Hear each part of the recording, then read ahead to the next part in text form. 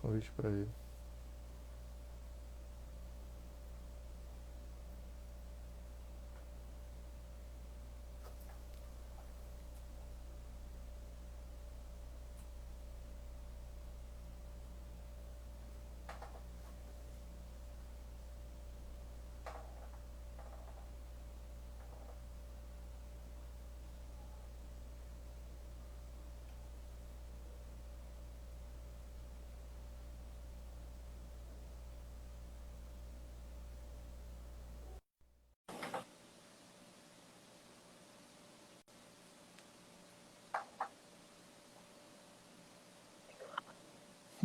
Boa noite, Cristiano. Opa, tudo bem, Erasmo? Tranquilo, meu amigo. Um prazer grande revê-lo, mesmo que virtualmente. Ah, digo a mesma coisa. Eu te pergunto se você está conseguindo me ver bem, me ouvir bem. Não, estou sim, vendo e lhe Tá, ouvindo bem, viu? massa. Tá bom. Meu amigo, pois, como a horazinha é curta, né, a gente vai aproveitar o máximo possível com você, né? Perfeito. Maravilha. Mais uma vez, quero lhe agradecer, né, a sua presença, a sua participação aqui, né? Você é um dos autores que eu particularmente tenho muito carinho, assim, pela produção relevante que você produz, né? Como também a sua amizade, sabe, esse espírito solidário que você tem também. Agradeço demais, viu? Poxa, obrigado, Erasmo. Gentileza sua aí, né? E eu digo a mesma coisa, assim. Primeiro eu vou dando boa noite a todo mundo, né, que vai chegando e tudo mais. E para te dizer que é um privilégio a gente voltar a conversar. Não é ao vivo, assim, é ao vivo, mas não é presencialmente, né? Como a gente teve quando a gente se conheceu lá na PUC, no congresso lá na PUC, há alguns anos atrás, na PUC do Rio de Janeiro, né? Enfim. Aí eu lhe agradeço muito. Deixa eu só fazer uma rápida apresentação sua aqui, né, para inteirar um pouco as pessoas que estão lhe conhecendo agora, né? É o meu amigo querido Cristiano Aguiar. Ele é professor do programa de pós-graduação Estrito Senso da Universidade Presbiteriana Mackenzie, também professor dos cursos de Letras e Jornalismo da mesma universidade, mestre em Teoria da Literatura pelo programa de pós-graduação da UFPE, doutor em Letras pela Universidade Mackenzie também, foi professor visitante também da Universidade da Califórnia em Berkeley, né? E aí tem livros muito significativos, né? Que entre os livros do Cristiano se encontra a que a gente vai discutir um pouco, né? O mais recente que é Trilogia da Febre, né? Também tem Narrativas e Espaços Ficcionais, uma introdução, né? E um outro livro de conto que é Na Outra Margem, o Leviatã, né? O Cristiano também ele trabalha, suas linhas de pesquisa está relacionada à questão das narrativas contemporâneas, as narrativas de fantasia e de ficção científica, também as relações intertextuais entre literatura e Bíblia, algo muito significativo, né? E, lógico, crítica literária também, né? Então, mais uma vez, boa noite e agradecendo aqui a sua presença, né? E, além, outra coisa também não pode deixar de mencionar, que eu tenho lido muito, os seus materiais que você escreve no suplemento pernambucano, né? Ou seja, muito interessante o suplemento e os seus textos também, né? Tem armaria. É uma delícia ler. Entendeu? Ah, que legal. Obrigado, Erasmo. E aí, meu amigo, para iniciar, como a gente sempre costuma fazer, né? A gente começa indagando você um pouquinho como é que se deu o teu processo de formação, a aproximação com as letras, essa identificação com essas linhas de pesquisa. Eu queria que você nos contextualizasse um pouco. Tá legal. Eu vou falando, Erasmo, e aí você vai me dizendo se esse é o caminho que você estava querendo, né? Uhum. Entendo que eu vou conduzindo.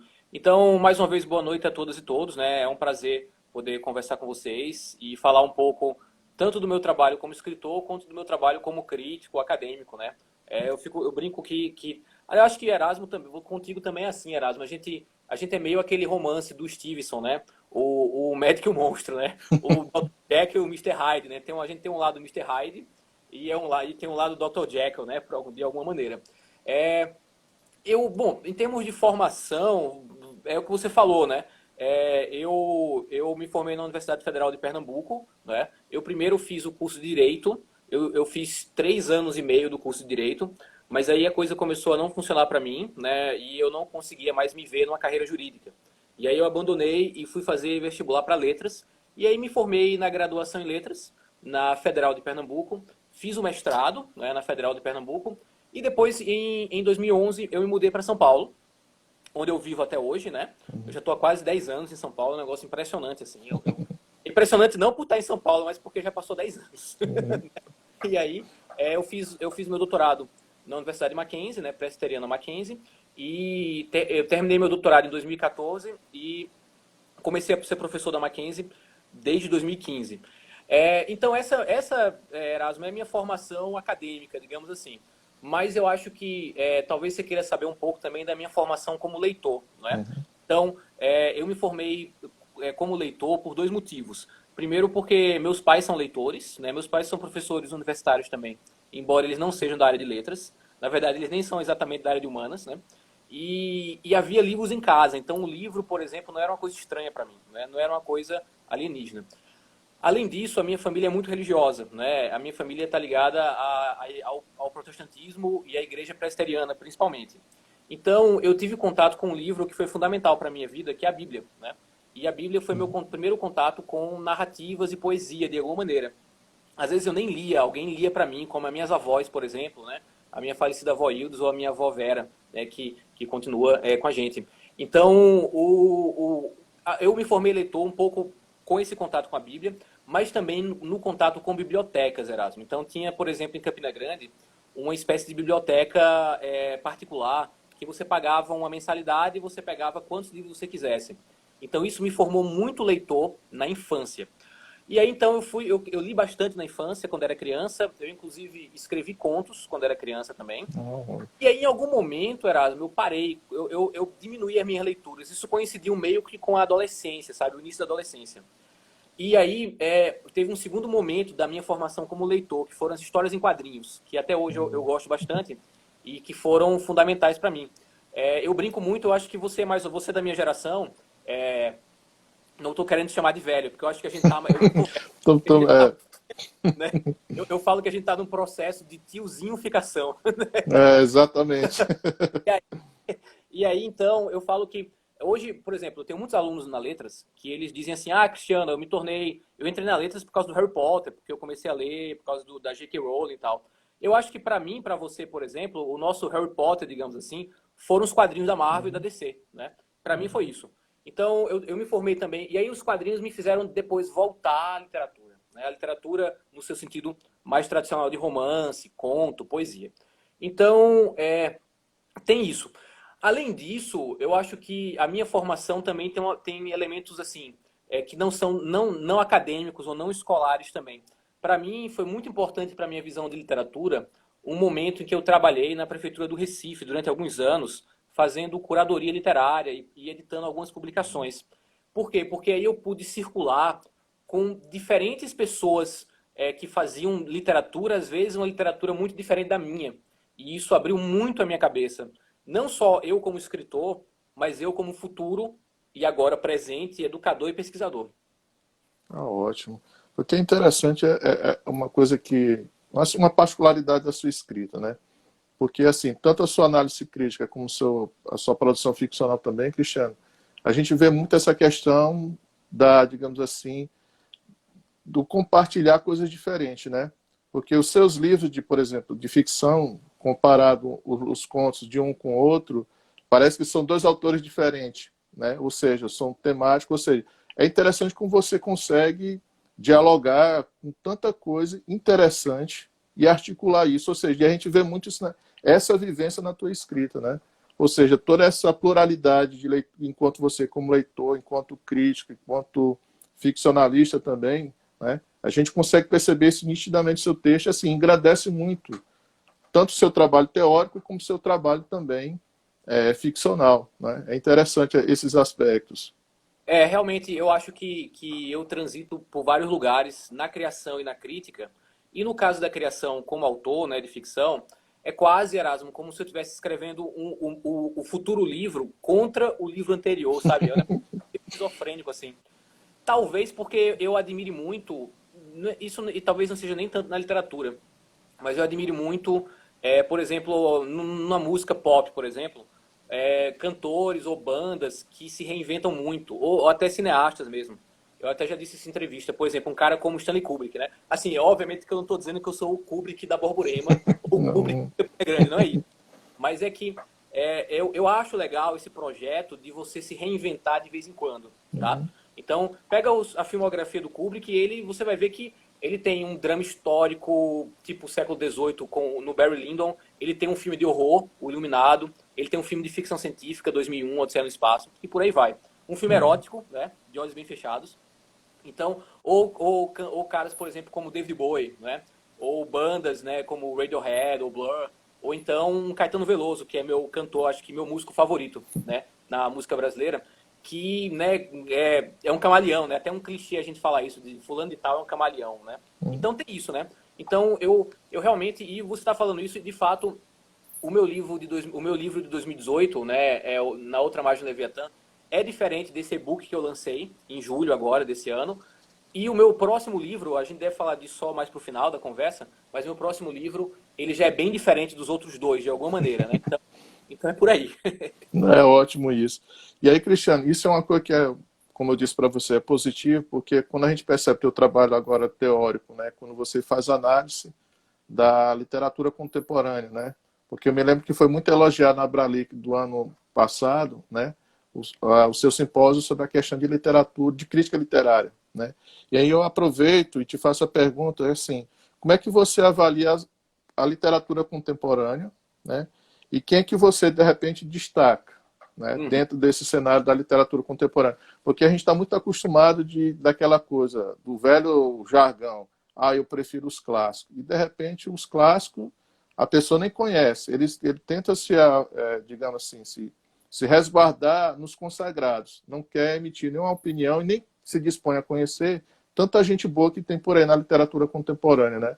E aí eu te pergunto, quem você destaca nesse cenário da literatura contemporânea brasileira, né? Olha, essa é uma ótima pergunta. Eu vou te confessar que eu vou sair um pouquinho pela tangente, tá, Erasmo? Porque eu tenho que citar um ou outro e ficar meio... Porque como eu tô nesse universo também, né? Talvez eu não faça muitas citações. O que eu acho, porém, é o seguinte. Eu acho que é perfeitamente compreensível se você, como leitor, quer viver só com os clássicos, lendo Guimarães Rosa, Machado de Assis, Clarice Lispector, Cecília Meirelles. Não tem problema. O problema só é um certo não li, não gostei.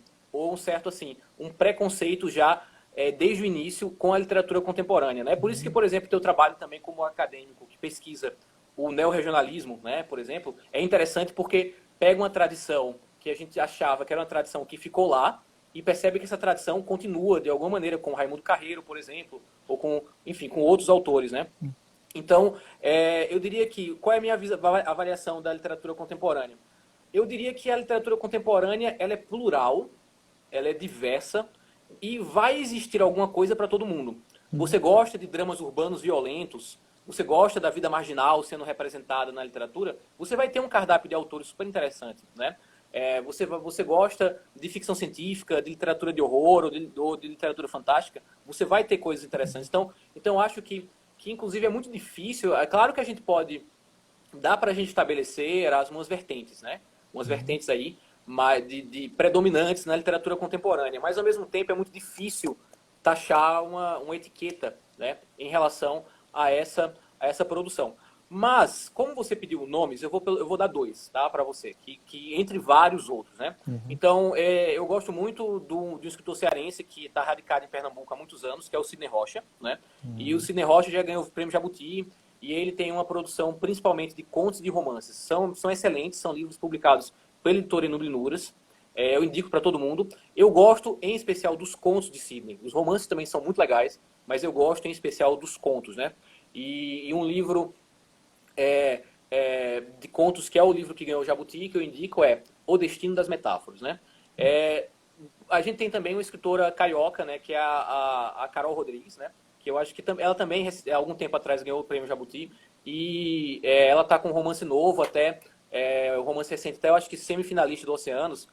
Agora me deu um branco, eu não vou lembrar o título exato, mas eu indico também. Então são dois nomes entre vários outros, né, que eu poderia apontar para a gente conversar. Só para não dizer que eu também fiquei só em cima do muro e fiquei fugindo e não sei o quê.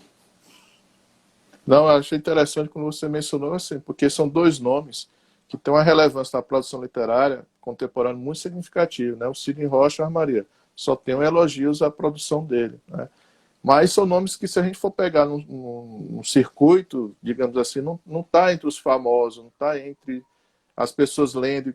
Mais uma vez, não por deficiência dos autores, e muito mais por uma deficiência nossa, né, de não conhecer a literatura, em especial a literatura de hoje, né, que tem muita coisa boa, e como você falou anteriormente, com muitas vertentes que atende praticamente todos os gostos e todas as identificações, né? Eu concordo contigo e eu acho assim que até certo ponto é compreensível que nem todo mundo seja super famoso, né? Porque, em que sentido? Estou querendo dizer o seguinte, porque o volume de publicações é muito grande, né? E a gente não consegue dar conta de tudo. Mas, ao mesmo tempo, eu acho que o que você aponta é também um problema que não é só um problema, digamos, uma questão natural, porque tem muita coisa publicada. E que bom que tem muita coisa publicada. O problema também é um problema estrutural. É um problema estrutural de espaço para a literatura contemporânea em determinados contextos, um problema estrutural de como a universidade, em especial a escola, estão ou não estão trabalhando com a literatura contemporânea, um problema estrutural ligado à crise de mercado editorial que a gente tem acompanhado nos últimos anos e que tem se tornado bem uma preocupação muito séria, né, e que toma outra dimensão novamente com a crise da Covid-19. Então, eu acho que há essas questões para ponderar também. Porque até a Jaqueline fez uma colocação aqui interessante, né, que virou febre o gosto por contos nos cursos de letras, né? E, de repente, os contistas acabam se restringindo à preferência do docente, do professor, e não ao universo qualitativo da literatura contemporânea, né? Verdade, concordo. E uma outra coisa também interessante, Cristiano, que você sempre menciona isso em seus textos, né? Que você procura fazer uma espécie de resgate da nossa tradição, da nossa crítica literária, né? E é muito interessante o posicionamento que você faz e a reivindicação que você faz para que a gente possa conhecer determinados críticos que são relevantes, que, digamos assim, com toda a notoriedade, toda a grandeza do Antônio Cândido, mas não tem só Antônio Cândido, né?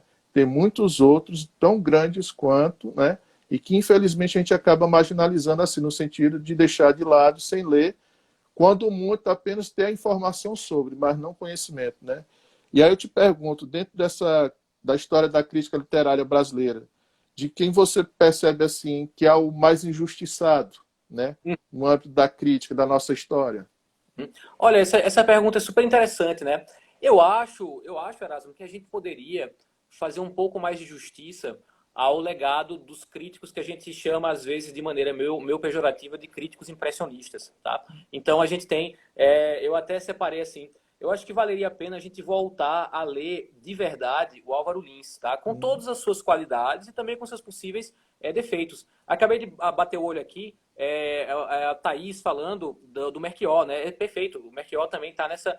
Eu acho que até o Melchior está sendo resgatado de uma maneira muito interessante, né?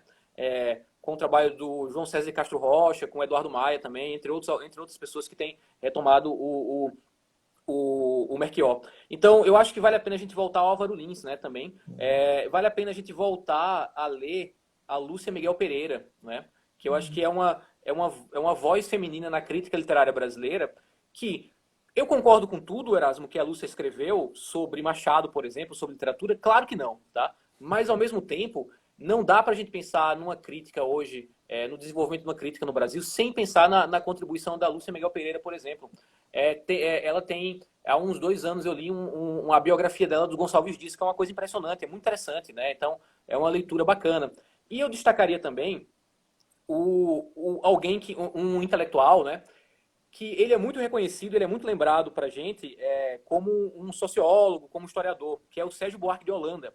Mas o Sérgio Buarque de Holanda foi um excelente leitor de literatura, né? E não só ele foi um excelente leitor de literatura, como ele também organizou antologias. Tem uma antologia dele da literatura colonial, editada, eu acho que pela Perspectiva, que eu acho que nunca foi reeditada. Posso estar sendo injusto, posso estar até cometendo uma falha, mas que é excelente, né? E que poderia voltar. Então entre os, digamos, injustiçados, eu diria que a gente poderia voltar a olhar com mais generosidade a tradição crítica, dessa crítica que, de forma às vezes pejorativa, foi chamada por nós acadêmicos, acho que, né, nós dois até podemos fazer uma meia-culpa em relação a isso, de meros impressionistas. Eu diria também, Erasmo, que vale a pena a gente voltar talvez para a crítica de alguns dos nossos escritores, né? E aí eu acho que valeria a pena, por exemplo, um resgate mais intenso do ensaísmo do Osman Lins, por exemplo, Uhum. né, que é um escritor que eu adoro bastante. Eu estou vendo aqui, Otto Maria Carpo, sem dúvida, né? Sem dúvida também. Então, eu diria que ou outro, né? O Wilson Martins, né? Uhum. Eu, assim, acho que se o Wilson Martins publicou 10 resenhas, eu discordo de 7. Eu discordo de 7 que o Martins falou sobre literatura, né? Quem sou eu também, né? Estou aqui sendo super pretencioso. Mas é um crítico que a gente pode e deve ler, né? Que eu Uhum. acho que vale a pena a gente voltar para ele. Porque, como você falou, pegando aí o Wilson Martins por último, né? Poxa, merecia mais, pelo menos nosso comentário negativo. Ó, eu não concordo com o Wilson Martins, mas pelo menos eu conheço o Wilson Martins, né? E a gente fica muito atrelado, até está colocando aqui o Mário Faustino, que também é outro, né? Que contribuiu também com a crítica literária e que a gente, de repente, acaba só mencionando, mas não conhecendo, lendo os textos, né? Porque até o próprio Melchior, se a gente pensar há 10 anos atrás, ele também estava colocado no canto, né? Mas Tá. graças ao João César, que tem buscado resgatar isso, né? É. Junto com o pessoal do Café Colombo também, ou seja, está fazendo um resgate, aí sim está se tornando, dando a devida relevância a, digamos assim, um gênio, né? Que nós tivemos nas nossas letras, que a gente praticamente deixou no ostracismo, por questões que também é um defeito que nós temos na questão acadêmica, é a questão política, né? A gente faz uma politização das letras, e a gente acaba, quem tem um pensamento parecido com a gente político, a gente aceita, né? Debate os textos. Mas se for diferente, aí eu já não aceito, né? Porque, por Eu acho... exemplo... Desculpa, Não, pode pode continuar. falar.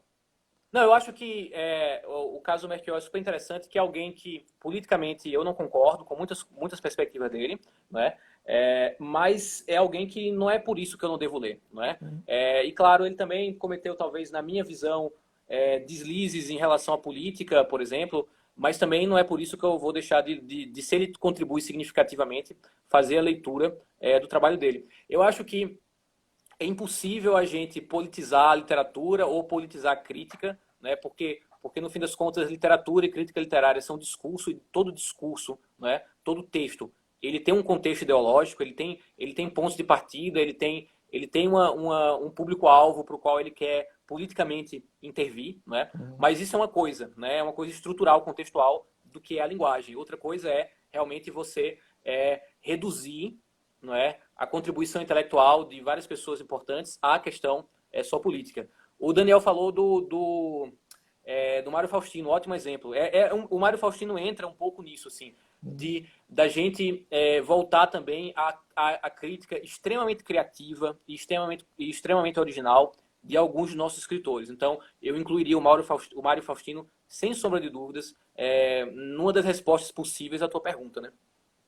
Porque, por exemplo, só para a gente fechar um pouquinho, não é um crítico literário, mas um grande pensador brasileiro, que esse é um dos grandes exemplos de vítima, digamos assim, desse posicionamento ideológico, que é o Gilberto Freire, né?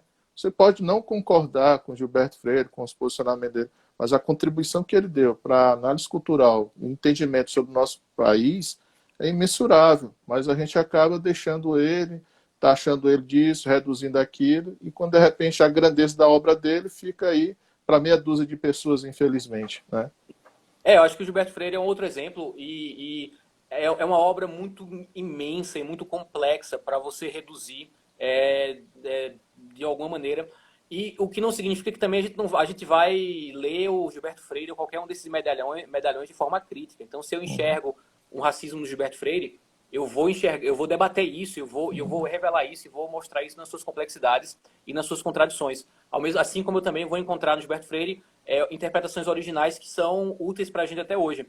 Teve uma coisa muito interessante quando o Silvio Almeida, né, meu colega lá da Universidade Mackenzie no Direito, deu entrevista no Roda Viva. Ele falou, eu não lembro se foi no Roda Viva ou se foi alguma outra entrevista, ele falou que a obra do Gilberto Freire era tão rica que existem como desdobramentos da obra do Gilberto Freire os freirianos de esquerda, e eu me colocaria e os freirianos de direita, né? E sem sombra de dúvidas, é muito engraçado isso, porque faz muito sentido o que o Silvio fala. Porque eu, em especial, quando eu morava em Pernambuco, era muito claro, né, que da mesma matriz que era Gilberto Freire, saía uma coisa que é bem progressista, bem aberta culturalmente, bem com malemolência intelectual, e sair uma coisa extremamente reacionária também, né? Então é curioso isso, é curioso. Eu acho que o Silvio, como várias vezes, ele foi muito feliz nessa interpretação. Eu concordo com você e acompanho o pensamento dele também, né? E aí, Cristiano, uma coisa também que foi interessante, que você também é um grande amigo e grande parceiro também do Eduardo Maia, né? Um grande crítico também, um grande intelectual que nós temos, da nossa geração também, né? E aí eu me lembro que vocês fizeram uma live em que vocês discutiram um pouco sobre a questão de crítica literária e alguns livros que são imprescindíveis, né? Para a formação de críticos literários. E aí, para atender digamos assim, aos interesses também de muitos que estão nos acompanhando, queria que você sugerisse algumas obras que, para você, contribuem muito para a formação de um crítico literário com qualidade. Né? Poxa, legal. É claro que também, Erasmo, eu vou sugerir, né? Eu tinha anotado algumas sugestões, e cada vez que me perguntam isso, às vezes eu dou um conjunto de sugestões diferentes. Então, essas são as sugestões de Cristiano para o dia de hoje, né? Então, se a gente fizer essa live amanhã ou daqui a uma semana, talvez eu viesse com outras sugestões. E outra também é que realmente a formação do crítico, eu acho que é possível você fazer uma formação metodológica, no sentido de ter uma formação acadêmica do crítico, com uma série de disciplinas e tudo mais, mas eu acho também que tem um elemento na formação do crítico literário, que ela é também um elemento meio aleatório, assim, do acaso, que eu acho que também faz parte dessa formação também, né? Então aqui realmente, só para dizer que tudo está muito no campo bem da sugestão mesmo, né? Então eu separei aqui 4 sugestões. Então um livro que é um livro muito de cabeceira para mim, que eu acho que é um exemplo incrível de crítica literária, é o Porquê Ler os Clássicos, do Ítalo Calvino, não é? Ele não só é um ótimo exemplo de crítica literária, eu olho muito para esse livro como modelo, Erasmo, de quando eu estou escrevendo crítica, mas ele acaba sendo também uma história da literatura, não é? Para quem, por exemplo, quer ter uma visão de clássicos. E claro que o registro do Calvino é um registro mais europeu, mais canônico, tudo bem, né? Então, claro que você não pode ficar só com o livro do Calvino, né? Você vai conhecer esse registro mais tradicional do Calvino e depois vai buscando outras autorias negras, autorias trans, autorias latino-americanas e por aí vai. Mas o Porque Ler os Clássicos é um ótimo livro. Um outro livro, esse aqui é um autor que também sofreu pra caramba em questão de política, às vezes sofreu por merecimento, porque ele tinha algumas opiniões bem reacionárias, que era o Jorge Luiz Borges, né? E o Borges, que é um dos meus autores favoritos, tem um livro de ensaio chamado Discussão. Esse livro é incrível, né? Esse livro é incrível e tem um, eu acho que ele tá até aqui, deixa eu pegar. Tem um ensaio, né? Tá aqui o Discussão, ó. Ele tá, por acaso estava aqui pertinho. E tem um ensaio que é O Escritor Argentino e a Tradição. Esse ensaio é sensacional e ele é um ótimo antídoto para um certo provincianismo ou um certo nacionalismo estreito que ainda acomete a gente na América Latina, né? Então, acho que Discussão é um ótimo exemplo, né? Qualquer livro de ensaios da Virginia Woolf, né, de ensaios sobre livros, eu acho que a Virginia Woolf é uma das escritoras que eu mais admiro, né? Desde sempre, é uma grande influência para mim.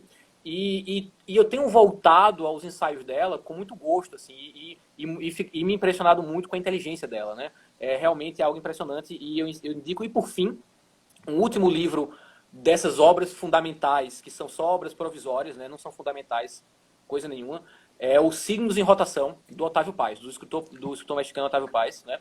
Que também eu acho que é uma bela aula de como fazer ensaio e de como fazer ensaio sobre literatura. Inclusive, eu aproveito que acho que eu falar para o Eduardo, quem estava falando dele, que ele acabou de entrar. Eu vi Deixar aí. meu boa noite. Boa noite, Eduardo. E uma outra coisa, Cristiano, essenciais essas obras que você mencionou, né? E aí eu te boto um outro desafio, né? Em termos de também de seletividade, de tanta, digamos assim, de tanta diversidade de produções, tanto quantitativo como qualitativo, né? Te botar mais uma cilada. E na literatura contemporânea, assim, na crítica, aliás, contemporânea, quais são os críticos mesmo da atualidade que você destaca, né?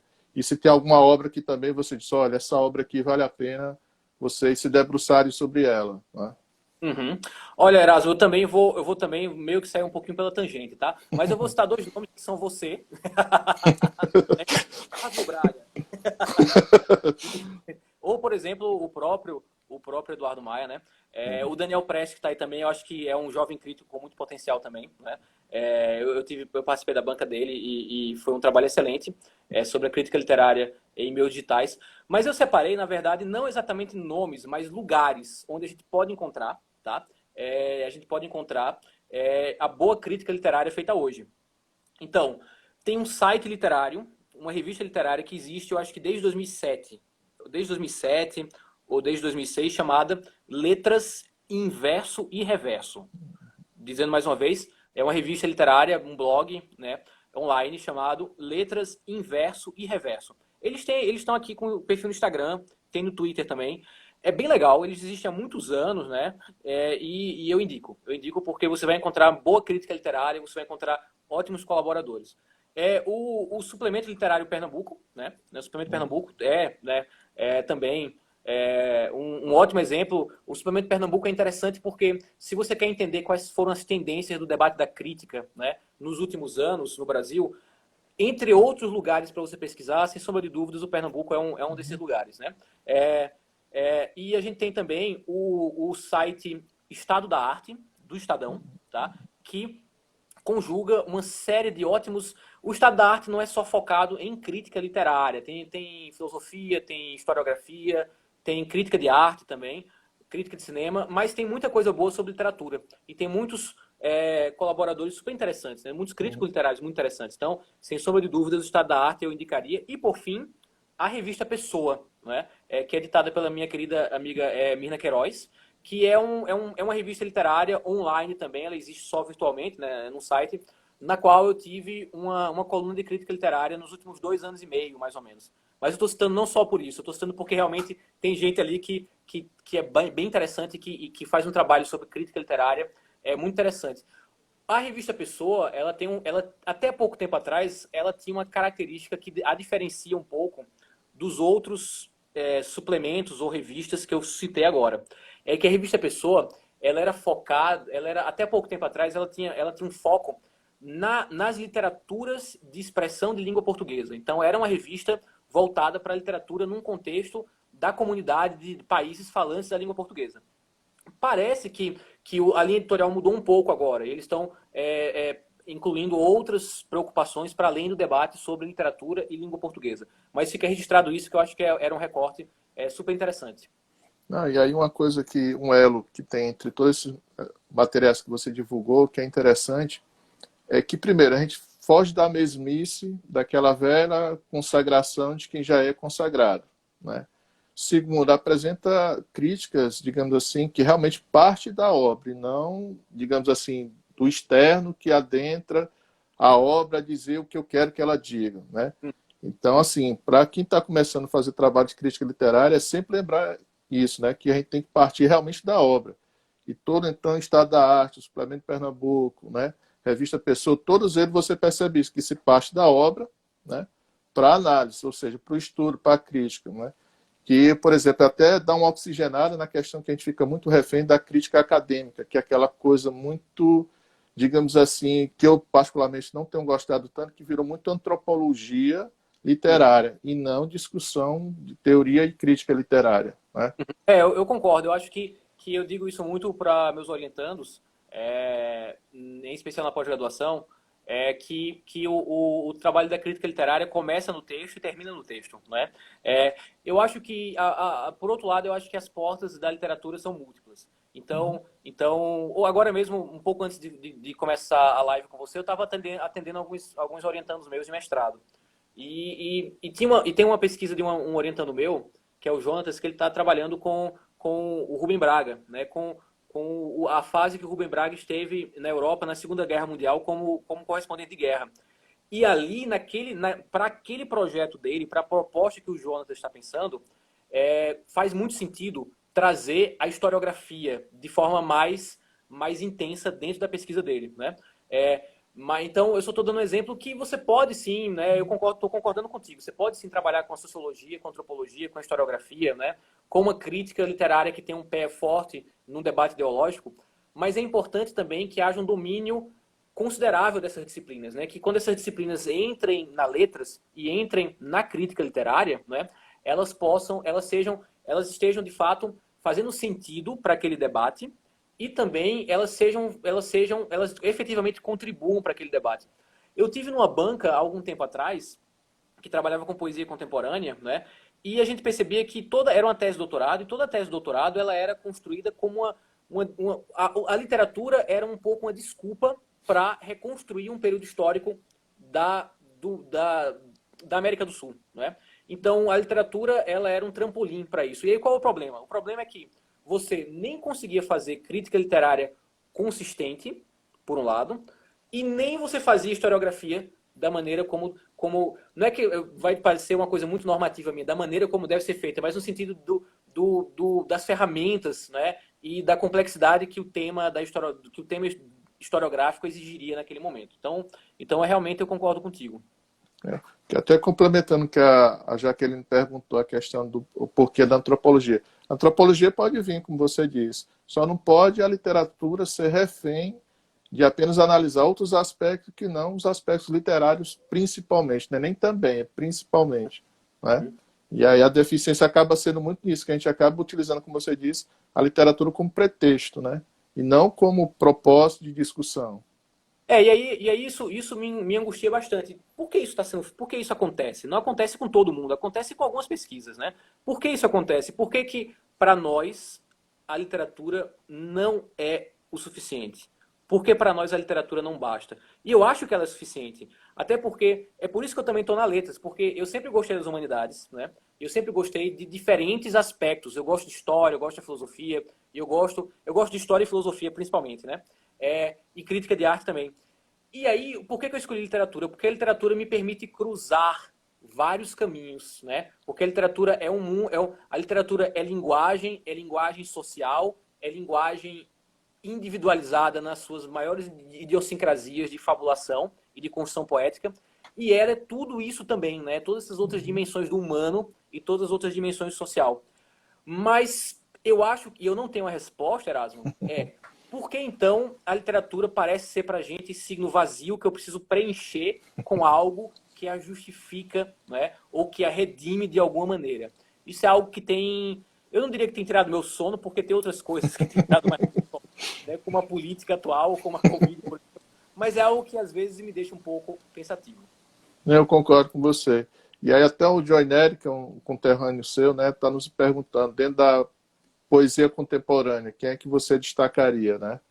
Essa é uma ótima pergunta. Eu não estou tão atualizado, tá, em relação à poesia contemporânea. Então, o que eu tenho lido, por exemplo, em termos de poeta contemporânea, o que eu tenho lido nas últimas semanas é a Adélia Prado, né, que já é um nome na literatura contemporânea, mas é um nome já praticamente um cânone, digamos, um cânone na literatura contemporânea. Se me permitem, nos últimos tempos eu li algumas escritoras portuguesas na poesia que me interessaram muito. Também as duas não são grande novidade, assim, elas são, que eu vou citar agora, elas são autoras já muito consagradas. Mas eu queria citá-las, que é a Sofia Mello de Bryan Anderson, né? E a Maria Teresa Horta, tá? Então eu acho que seriam... Mas eu lembrei agora também um poeta muito interessante que eu li recentemente, que é o Ricardo Aleixo, tá? Então eu indico também, né? É ótimo. Então, é um nome aí bem que me interessou bastante. Eu achei que tem coisa boa na poesia dele, né? Porque até eu esqueci o nome de um cearense também, que é um poeta grandioso, e eu destaco um também, que é o Ranieri Ribas, né? Ele tem um Conheço. livro chamado Fenda, que Ave Maria. Para mim, foi o melhor livro de poesia que eu li nos últimos 10 anos, né? Uhum. E aí até o Eduardo César Maia está colocando também, né, o monstro, né, Paulo Henriques Brito, né, que é Perfeito. outro... Eu gosto muito da poesia do Paulo Henrique Brito. Tem uma outra escritora que eu sou muito militante da poesia dela, tá? Porque eu lembrei agora, ela já é uma escritora falecida e eu acho que ela merece mais espaço. Ela tem seu público leitor e merece mais espaço, que é a Aurides Fontella. Então também é um nome que eu indicaria, sim. Eu gosto muito da poesia dela. E aí, Cristiano, agora a gente fazendo agora uma transição entre o Cristiano crítico, teórico, o Cristiano agora ficcional, né? Ok. Aí eu começo fazendo, como é que anda, como é que você consegue fazer essa divisão, né, intelectual entre crítica e produção ficcional. Como é que você faz esse arranjo, né? E também como é que você se percebe mais identificado. Né? Aí eu vou pegar o que você falou hoje, né? Com mais como teórico crítico ou com mais, né, produtor de ficção, né? Olha, pois é, você está me perguntando como é que eu faço uma coisa e outra. Eu não consigo conciliar, tá? Se você tiver, Erasmo, a fórmula mágica aí, ou alguém que tiver assistindo a gente me passar essa fórmula mágica, eu agradeceria muito. Eu até vi um meme muito engraçado que me mandaram hoje. Olha só, a gente já mudou para o meme, né? Que é Uhum. assim, é um cara. Eu acho que a galera que está vendo deve ter visto, que é. As pessoas me perguntam como é que eu faço tanta coisa diferente. E a minha resposta é uma só. Eu faço tudo mal feito. Aí eu discordo, eu discordo, aí eu É discordo. por isso que eu faço tudo, né? Não, eu acho que algumas coisas eu faço bem feito. Estou só E brincando. bem feito, muito bem feito. Mas Erasmo, eu acho assim, o que que eu vejo? Eu vejo que, para mim, existe uma única energia criativa, tá? Porque para você fazer crítica literária, seja uma crítica literária não acadêmica ou uma crítica literária acadêmica, você também tem uma energia criativa, tá? Então eu tenho uma única energia criativa e eu não consigo dividir essa energia criativa. Ou eu estou na ficção, ou eu estou no artigo acadêmico, tá? E aí tudo vai depender das demandas. Então é por isso que geralmente, né, eu escrevo quando o trabalho na vida acadêmica vai dando uma maneirada, né? Isso acontece, por exemplo, nas férias, isso acontece um pouquinho antes do semestre começar. Eu passei por um turbilhão agora de trabalho. Turbilhão de trabalho por motivos diversos, né, na Uhum. Mackenzie.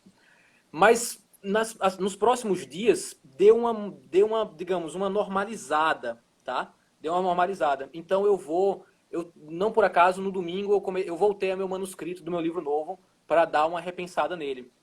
Até porque já tem editoras interessadas e tudo mais. Então eu só consigo direcionar de uma coisa ou outra. Antigamente, isso me angustiava muito, tá? Em especial porque eu percebo assim, eu nunca, como a academia me puxa, até porque ela paga minhas contas e eu também gosto dela, significa que eu nunca vou ter também aquela produção intensa de outros colegas meus.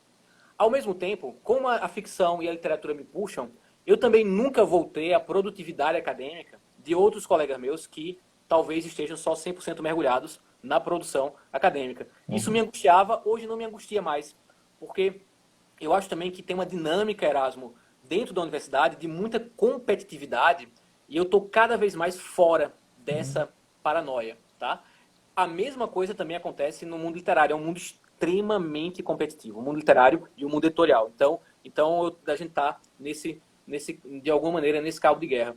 Então, como é que eu concilio? Eu parei de me estressar com isso e vou aproveitando os momentos, tá? Que são possíveis. Então, quando é o momento de escrever, eu vou escrever. Se não der, às vezes eu fico me sinto culpado, às vezes eu fico meio deprê, às vezes eu fico mal-humorado, mas depois isso passa e eu entendo que é aquele momento, né? Uhum. Então eu vou meio que em espécie de uma gangorra, assim, de alguma maneira, né?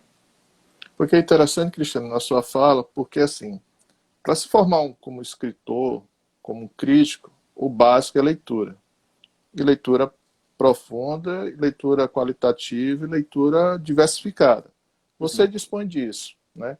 E como você tem essa energia criativa, como você mencionou, então quando você está fazendo crítica, ela está refletindo na crítica. Quando você está produzindo ficção, ela está refletindo também. Ou seja, você se formou para isso. Ou seja, não foi uma coisa que de repente você sentiu uma dor de cotovelo, pegou um pedaço de papel, escreveu alguma coisa que tu chamou de verso e passou a ser poema.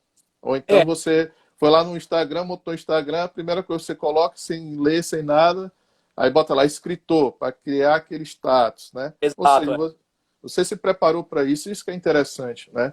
E uma das coisas, Cristiano, que tem me chamado Mas muita posso atenção, só comentar uma coisa pode sim.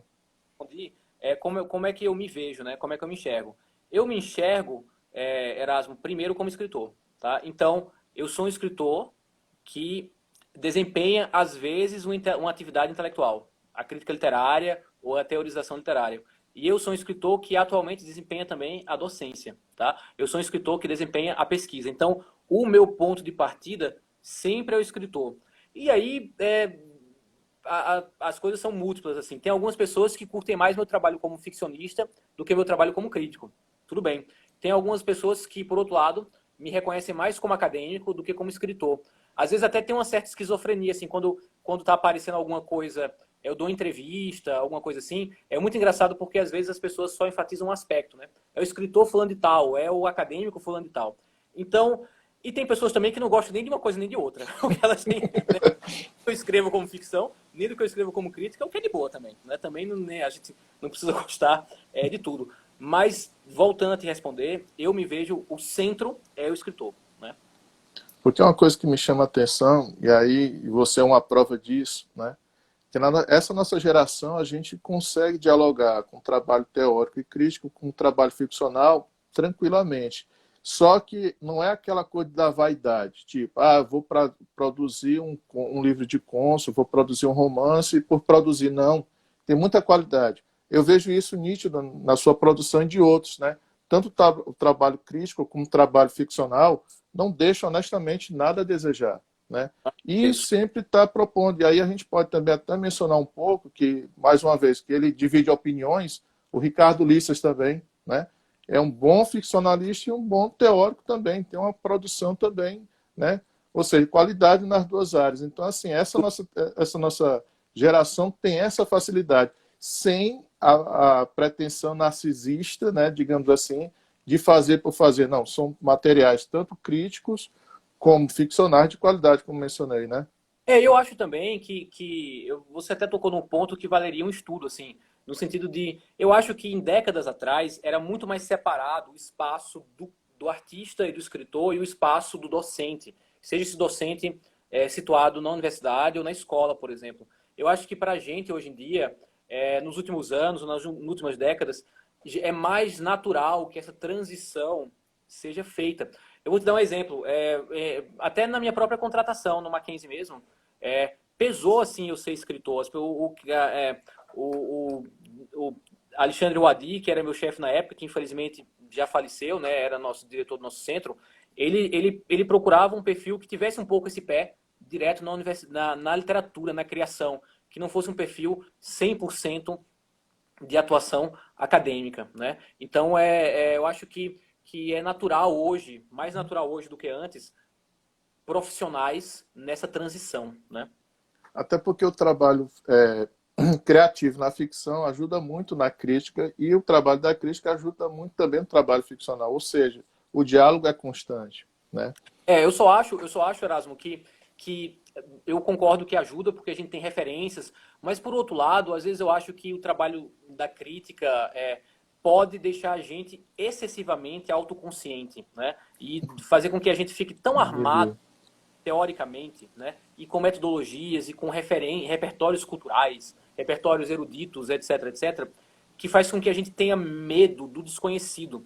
E eu vou falar uma coisa que é um clichê, e o desconhecido é a literatura, né? Eu vou falar uma coisa que soa um clichê, mas eu acho verdadeira. Então, também se vocês acharem que é um clichê, eu entendo perfeitamente.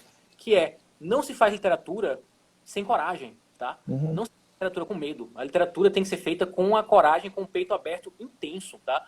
E há um preço a ser pago. Quando eu estou falando preço, não é que você é um Marte, você é o Messias, não devia nem usar essa palavra, nem estou gostando dessa palavra, mas você é um Marte, né, da literatura, não é isso. Mas é que, de fato, há um preço a se pagar pela literatura e ela pede muito de você. Ela pede muito da sua vida. E você tem que mergulhar na literatura com coragem. Uhum. Sem coragem, não existe literatura. Exatamente. E aí agora trata mais especificamente do seu livro, né? O último, né? Trilogia da Febre. Até uma leitura sua, Jéssica Sabrina, né? Mandou essas duas perguntas para eu fazer Ah, para um abraço. você. A pergunta da Jéssica. Na sua coletânea, observamos a presença de diferentes metáforas e alegorias, né? Que dialogam com o nosso atual contexto de crises. Como é que se deu essa construção, né? Bom, então, deixa eu só explicar. Talvez, não sei se todo mundo conhece o livro, né, Erasmo? Deixa eu só explicar bem rapidinho. Não sei como é que a gente tá de tempo aí também. É, o Trilogia da Febre é um livro é um e-book, né, que eu publiquei em julho desse ano, tá? Por uma editora independente de Pernambuco chamada Vaca Tussa. Essa editora é criada pelo jornalista e escritor Tiago Correia, grande amigo meu, né? A Trilogia da Febre faz parte de uma coleção beneficente, tá? É uma coleção que o lucro da venda do livro ele é todo revertido para uma ONG que cuida de ações sociais para pessoas em situação de rua, essa ONG chamada Samaritanos. Então, como é que o Trilogia da Febre nasceu? Eu já estava, Erasmo, há um bom tempo querendo ter alguma coisa em formato digital, tá? Então, eu estava querendo ter alguma coisa que as pessoas pudessem ter acesso fácil, digitalmente, por e-book ou por PDF. E aí, eu estava com algumas ideias, tá, de escrita que estavam orbitando na minha cabeça, que eu sentia que dialogavam com o momento político atual e com o momento pandêmico atual. Além disso, eu praticamente não publiquei nada de ficção desde 2018, que foi quando eu publiquei meu livro Na Outra Margem do Leviatã, pela Lote 42. Então, eu queria também testar. Eu falei, olha, eu estou com essas ideias novas, eu estou com esses contos novos, vamos ver o que é que os leitores acham, tá? Então, são 3 contos, né? Os 3 contos, um conto se passa nos anos 30, outro conto se passa na época contemporânea, e o outro se passa no futuro próximo, quase como se fosse uma ficção científica, algo meio Black Mirror. O conto meio Black Mirror, ele foi escrito em 2018, muito sobre o eco da eleição do Bolsonaro, tá? Os outros contos, As Onças e Andaluz, embora sejam ideias muito antigas, se der tempo e vocês quiserem saber, eu posso dizer de onde vieram essas ideias. Elas foram escritas, na verdade, entre março e comecinho de julho desse ano, tá? E aí, para minha surpresa, então, o Trilogia da Febre conseguiu leitores, tá? Ele conseguiu leitores e conseguiu realmente, talvez seja uma das coisas que eu publiquei e escrevi, que eu mais consegui um retorno bem intenso mesmo, de leitores nos últimos meses, nas últimas semanas. Então, Jéssica, eu não tive a intenção de fazer uma literatura sobre a Covid-19, né? Mas o contexto atual da gente foi um contexto que ajudou para que eu pudesse compor o enredo e os temas que eu debato em cada uma das 3 narrativas. Não. E aí, complementando uma outra questão que ela também mencionou, a Jéssica, né? Que é inegável que a literatura precisa manter a sua autonomia, mas também possui uma função social. Na sua produção, podemos observar esse equilíbrio, né? Da função social com a autonomia da literatura. Aí ela pede para você comentar um pouquinho como é que você consegue manter esse equilíbrio, para que não torne a tua produção ficcional uma produção meramente, digamos assim, Tá? voltando aqui, de tese, né? Aquelas belas produções de tese, ou os Uhum. panfletos, digamos assim, uma literatura panfletária, no sentido só de reivindicar e denunciar tipo assim, a qualidade estética ser deixada de lado, né? Entendi. Essa é uma pergunta super interessante. Eu acho o seguinte, primeiro, quando eu estou escrevendo, eu tento tirar o que eu chamo de a gravata da BNT, né? Ou seja, como eu já sou muito acadêmico e eu trabalho com a crítica literária também, né? E meu ganha-pão é a atividade intelectual, de alguma maneira, né? Em suas mais diferentes manifestações, eu já entro querendo não fazer o que eu faria na academia. Então a primeira coisa que eu já penso isso para mim está muito claro nos últimos anos. A minha literatura é literatura que conta histórias. Ela não fica só no contar as histórias, isso é fundamental. E aí, eu só escrevo, Erasmo, se eu tenho uma imagem e eu tenho conflitos e personagens. Eu não escrevo a partir da tese. Eu não escrevo assim, eu vou falar mal do governo federal. Ou eu vou fazer um conto contra a militarização da política desde 2018 no Brasil. Não é assim, tá? Eu parto das imagens. Então, por exemplo, no Andaluz, que é um dos primeiros contos da Trilogia da Febre, era uma imagem que estava na minha cabeça desde o final do ano passado, desde setembro do ano passado, né? Em que eu queria voltar a escrever sobre o Nordeste e eu vi essa criança negra, né, uma criança negra, caminhando por um cenário que era o cenário da Serra da Borborema, onde eu nasci, no interior da Paraíba, em Campina Grande, né, no Agreste paraibano. E essa criança observa uma coisa no céu. Eu não vou dizer o que é, porque é um grande spoiler, Uhum. né? Não leu o conto. Ou então, a outra ideia no caso do conto As Onças, né? Que é o segundo conto do Trilogia da Febre. Era a imagem de uma cidade histórica, uma mistura de Olinda com Paraty, tomada por uma invasão de onças. E uma mãe jovem com uma criança caminhando por uma rua vazia, tentando sobreviver a essa situação. Então é a partir dessas imagens, tá, que eu vou descobrindo não uma bandeira. E é possível que em alguns momentos eu seja panfletário, eu acho que é um risco que a gente sempre Não, corre. não. Mas eu busco, a partir dessas imagens, quem são essas pessoas? Quais são os dramas delas, né? E também como eu vou contar isso para que o leitor fique comigo da primeira linha e, eu espero, até a última linha, quando a narrativa se fecha. Porque até, assim, uma coisa que é interessante, Cristiano, que você faz, que é essa problematização social por um viés estético literário muito qualificado. Ou seja, em nenhum momento você cai no panfletarismo, na mera questão reivindicatória, né? E aí até eu te pergunto, assim, entre os autores que mais te influenciam como contista, quem é que você diz assim, esse aqui com certeza é meu mediador externo, né? Porque assume a influência, né?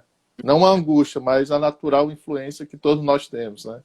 Essa é uma pergunta que você falou de angústia, mas para mim é muito angustiante eu responder isso, porque parece que também se eu ficar citando autores, eu tenho muito medo de soar pretencioso, algo do tipo. Uhum. Mas, por exemplo, um autor canônico, tem uma autora que me influencia muito é a Clarice Lispector, em especial nos contos, né? É uma autora que está na minha mente, eu já tinha citado no começo da live a Virginia Woolf, por exemplo. Até os escritores críticos que eu citei agora há pouco, a poesia do Otávio Paz é uma poesia que me emociona muito, e eu acho que até, inclusive, o ensaio dele, do Otávio Paz, influencia a minha ficção, mas também os contos do Borges e a obra do Ítalo Calvino. Eu acho que eu sou muito fã, acho que Borges e Calvino são, para mim, uma dupla que eu gosto muito. Eu, nos últimos anos, tenho tentado conversar muito com a obra do Machado de Assis, tá? Que é um escritor que eu sempre gostei, é um escritor sobre o qual eu dou aula, e não é que eu queira pegar algum tipo de prestígio do Machado, mas eu acho que tem algumas coisas que o Machado ensina pra gente que eu quero aprender como escritor, tá? Incluindo aí a questão de como pensar a política, né, e de como pensar uma análise social de um mundo social de uma forma que soe extremamente complexa, que é o caso que o Machado faz. Ou o modo como o Machado usa ironia, ou até elementos do fantástico na obra dele. Então eu realmente tenho voltado muito ao Machado de Assis, e o meu trabalho é muito diferente do Machado, mas eu tenho voltado a ele para aprender muita coisa, aprender uns truques mesmo, né, com o Machado. Eu tenho olhado, Eraso, muito para algumas autoras estrangeiras, tá? Tem, por exemplo, na língua inglesa, tem duas escritoras que eu olho muito, eu penso assim, poxa, eu queria daqui para frente, eu gostaria que meu trabalho fosse por aí. E eu queria um pouco, eu sigo ela, assim, hoje, né, pode ser que eu mude daqui a pouco, que são a Margaret Atwood, né, que é muito Uhum. ficou conhecida por causa do conto da Aya, né, que virou, Uhum. né, muito sucesso, e também a Ursula Le Guin. As duas escrevem muito uma literatura ligada à ficção científica e à fantasia de forma muito sofisticada, mas elas também têm um registro de escritas realistas também. E aí você tem na Argentina duas escritoras que eu olho para elas e falo, eu gostaria de ser o que elas, de alguma maneira, o caminho delas, que é a Samantha Schweblin e a Mariana Henriques, tá? Então realmente eu estou bem olhando, e outras duas escritoras também que eu adoro e que me influenciam muito, as duas já num registro mais realista, são a Alice Munro, que eu adoro, adoro, adoro, e a Lúcia Berlim, né? Então, eu acho que... Então, se você me perguntasse assim, o Cristiano, talvez, não sei se é influência, mas onde você está olhando, assim, e você gostaria de criar uma obra que fosse parecida com essas pessoas? Hoje eu te diria que seria a Mariana Henriques, a Samantha Schweblin, a Ursula Le Guin e a Margaret Atwood. Então, realmente, para mim, a coisa da imaginação voltou a ter muita força, né, nos últimos anos. Mas, por fim, fechando essa resposta, eu tenho voltado muito e pensado muito nos Zelinhos do Rego, que é um escritor que eu admiro muito, que há muitos anos eu não lia. Eu reli agora O Menino de Engenho e amei, não é? Depois de tantos anos. E o Zelinhos do Rego, ele, quando eu lia muito na adolescência, ele me ensinou a fluidez de narrar, sabe? E ele me ensinou que para você contar uma história, você realmente tem que acreditar nos seus personagens e você tem que dar a vida aos seus personagens, custe o que custar, assim. Dizem, eu acho que era o João Condé que falava isso, eu não lembro agora, ou era o... não lembro agora, enfim, talvez seja o João Condé, que dizia que o José Condé, eu não, bom, acho que estou confundindo o nome do que dizia que o Zé Lins, por exemplo, estava escrevendo Fogo Morto e ficava com raiva do mestre Zé Amaro, mas ele continuava e ele dava ao mestre Zé Amaro, que é uma figura meio detestável, né, a grandiosidade humana que o personagem tem, né? Então acho que é por aí. Minha amiga, eu fico muito triste porque a gente está chegando nos últimos 30 segundos, né, do nosso Cara, bate-papo. Foi excelente. Quero agradecer imensamente a sua presença, a sua contribuição. Eu acredito que vai fazer jus para muita gente. Tudo que você diz, muita gente vai utilizar. E agradeço muito, né? E aí eu te deixo aí os 10 segundos para você finalizar, meu amigo. Bom, então eu dou uma boa noite para todo mundo e agradeço muito, não é, a presença e até a próxima. E aí esse vídeo está no YouTube, viu, pessoal?